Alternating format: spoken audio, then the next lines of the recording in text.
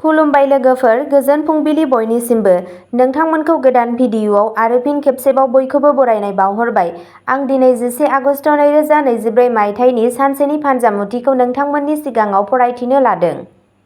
गिबियावनो दङ मेष राशि। दिनैनि साना मोजां जागोन। सोलोंथायारि हाबा मावनाया मोजां फिथाइ मोनगोन। नोंथाङा जिउ राहायारि जिउआव गोदान सुबुंफोरजों सिनायथि मोनगोन। जिउ राहा दावगानायनि थाखाय गोदान खाबुफोर फैगोन। वृषभ राशि।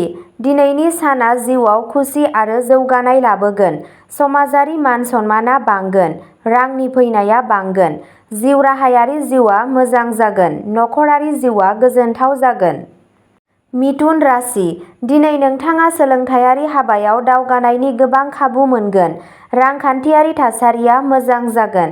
फालांगियारिफोरा मोनसे गोदान जायगायाव फालांगि जागायनो थाखाय रां मोननो हायो।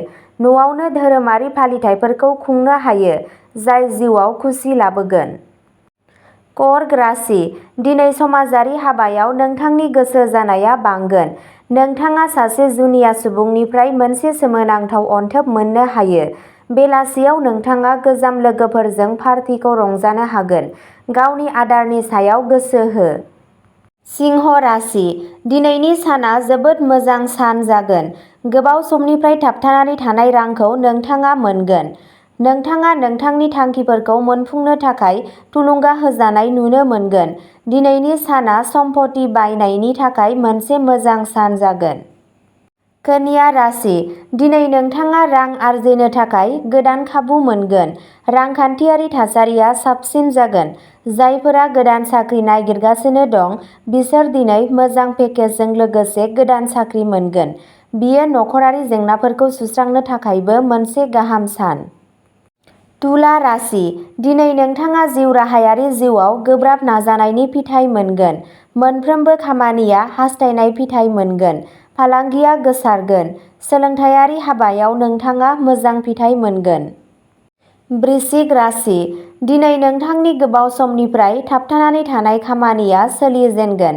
समाजारि हाबायाव गोसो जानाया बांगोन। नखराव गोजोननाय आरो गोजोननि आबहावा थागोन। रमान्टिक जिउआ जोबोद मोजां जागोन। धनु राशि। दिनै जोबोद सांग्रां जानानै मोनसे थिरांथा ला। दिनै नोंथाङा जिउ राहायारि जिउनि गासैबो खामानिनि मोजां फिथाइ मोनगोन। रांखान्थियारि थासारिया साबसिन जागोन। रां आर्जिनो थाखाय गोदान खाबुफोर थागोन। मकर राशि। दिनै नोंथांनि जिउआव गोदान गोसो गुदुं महरफोर फैगोन। फालांगियाव मुलाम्फा जागोन।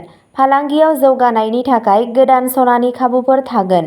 नखराव गोसो बोगथाबनो हानाय थागोन। कुम्भ राशि। दिनै जिउ राहायारि जिउआव नोंथांनि खामानिखौ बाख्नायनाय जागोन।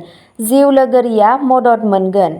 नोंथाङा मोजां मोनलायनाय जिउनि रमान्टिक बुब्लिफोरखौ रंजानो हागोन। मीन राशि। दिनै नोंथाङा सोलोंथायारि हाबायाव गोबां जाफुंसार जानो हागोन। न'आव आलासिफोर फैनायजों लोगोसे खुसिनि आबहावा थागोन। गोदान खामानि जागायजेननो थाखाय बेयो मोनसे मोजां सान।